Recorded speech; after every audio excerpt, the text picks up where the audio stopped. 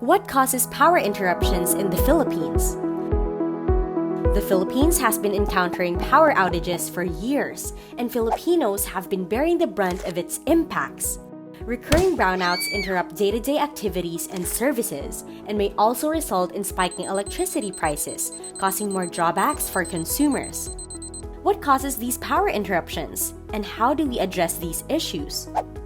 Coal, which occupies a large chunk of the power generation mix, cannot keep up with the variable energy demands of the country.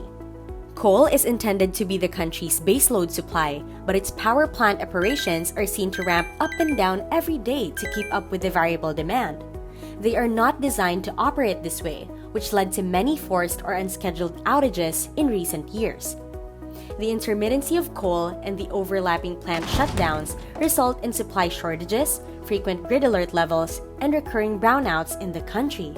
The main Philippine grid is centralized on large generators, with facilities located away from consumers and connected to a network of high-voltage transmission lines.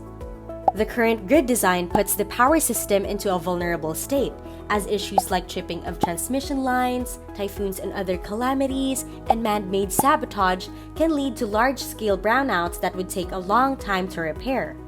The Philippines also continues to import most of its fuel, making the country's power sector highly susceptible to supply issues and global price volatility.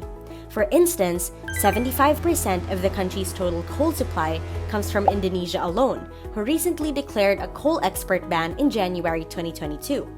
If we continue to import our fuel sources, especially with a large amount of our supply coming from just one country, it would pose a clear and significant threat to the country's energy security. In a nutshell, recurring power interruptions in the country are mainly caused by the centralized structure of the main grid, the over-reliance on unreliable, intermittent coal, and the continuous importation of fuel sources.